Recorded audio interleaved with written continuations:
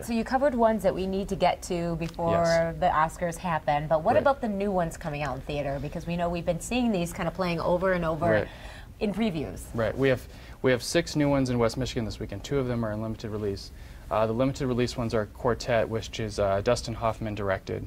It's a movie about a retirement home for musicians, and they have every year they have this big number that they do, and it's interrupted by a woman who's married to one of the people that lives there, and she's kind of a diva, so she comes back and kind of stirs things up. Amour, which is actually a foreign language film from Germany, which is nominated for Best Picture, which nobody had seen up until maybe this weekend, that's also in limited release. Both of those are available only at Celebration North.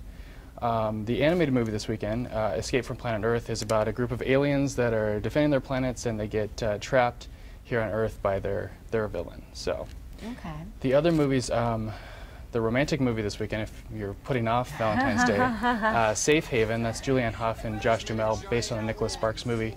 She's got some kind of mysterious past.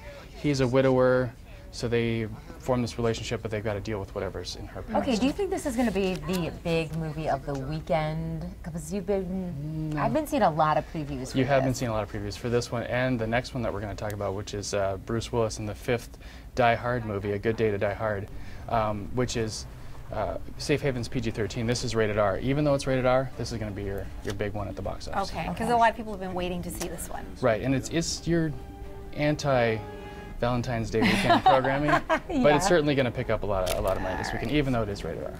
And then the other one I wanted to mention is Beautiful Creatures, which is hoping to fill that Twilight void now that the Twilight series has ended. This is kind of that fantastical, this family of witches. And so in this case, the girl is the supernatural character, and she's got the boy who's the normal human.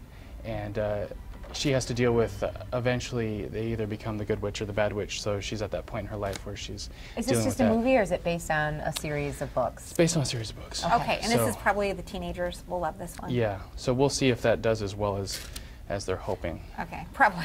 It might end up being a box office disappointment. It might be. Okay, so all right. So we can connect with you and all that as we count down to Oscar? Right, you can look back on my picks as we've had over the last couple weeks. I've shown my Oscar picks, or my picks for the weekend that are all Oscar themed.